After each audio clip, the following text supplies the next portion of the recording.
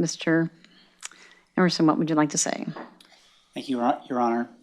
First, I want to say thank you to Christine, Stephen, and Allison for your words. They deeply impact me. I have learned in recovery that I have to be willing to go to any length to remain sober. And that is part of this process. I plead no contest because even though anybody, I still made the decision to take psilocybin, and that led to my inability to determine that I was operating in reality for an extended period of time. That doesn't make this right. What happened was wrong and should not have happened, and I bear the responsibility for that.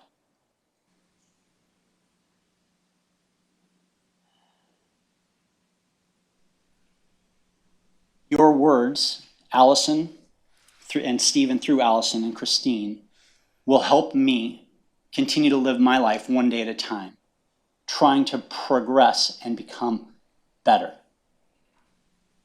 I regret the harm that I caused. I regret the harm I caused to every single person on board that airplane, crew members and guests. I regret the harm I caused to society, which is part of what this process is about. This has affected people who were not on that airplane. I regret the harm I caused to my profession, the thing I gave my life to. And to those professional crew members each and every day who do fantastic work, especially to the 2 pilots up front who removed my hands and asked me to leave the flight deck, which I did. I am forever grateful to them and grateful to every guest on that airplane for listening to the instructions of the 2 flight attendant crew members in the back, because they saved my life. This difficult journey has made me a better father, a better husband, a better member of my community. And I lost external perspectives, everything I had ever worked for. But it's the greatest gift that I ever got. Because today I get to be the dad I was incapable of when I had to use alcohol to deal with life as life is. Today I intend not to use alcohol to deal with life as life is. And I'm grateful for that. I thank you for your time allowing me to address the court. I am more than happy to speak to as many schools as possible for the rest of my life. I will speak to pilots who suffer in silence. I will speak to people who think, as I did on October the 20th, that I had everything under control. But I was incapable of grasping that I needed help. I'm glad I have had the help today as a result of my actions. Thank you. I'd like to hear a little bit more about the nonprofit that you started. Sure. Clear Skies Ahead is a nonprofit committed to creating a culture of wellness within aviation, both physical and mental health. The first time I saw my wife after being detained and in custody through glass, she had spoken to some media and had talked about what her experience was of me prior to this incident. And she said, "I feel called to help." And I had never heard her talk like that. And it touched me deeply, and I said, I would like to help as well. Upon my release, pre-trial, as I was entering inpatient treatment for alcohol, I had a conference call with a friend of mine who started a nonprofit, and he helped sponsor and develop and grow. He brought his executive director on board.